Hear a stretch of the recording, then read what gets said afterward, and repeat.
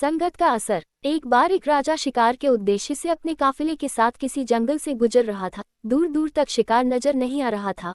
वे धीरे धीरे घनघोर जंगल में प्रवेश करते गए। अभी कुछ ही दूर गए थे कि उन्हें कुछ डाकुओं के छिपने की जगह दिखाई दी। जैसे ही वे उसके पास पहुंचे कि पास के पेड़ पर बैठा तोता बोल पड़ा, पकड़ो पकड़ो, एक राजा आ रहा है, इसके पास बहुत सारा सामान है, लूटो लूटो, जल्दी आओ जल्दी आओ। तोते की आवाज सुनकर सभी डाकू राजा की ओर दौड़ पड़े। डाकुओं को अपनी ओर आते देखकर राजा और उसके सैनिक दौड़कर भाग खड़े हुए। भागते भागते कोसों दूर निकल गए। सामने एक बड़ा सा पेड़ दिखाई दिया। कुछ देर सुस्ताने के लिए उस पेड़ के पास चले गए। जैसे ही पेड़ के पास पहुंचे कि उस पेड़ पर बैठा तोता बोल पड़ा, आओ राजन, हमारे साधु महात्मा की कुटी में आपका स्वागत है, अंदर आइए, पानी पीजिए और विश्राम कर लीजिए। तोते की इस बात को सुनकर राजा हैरत में पड़ गया और सोचने लगा कि एक ही जाति के दो प्राणियों का व्यवहार इतना अलग अलग कैसे हो सकता है। राजा को कुछ समझ नहीं आ रहा था। वह तोते की बात मानकर अंदर साधु की कुटिया की ओर चला गया।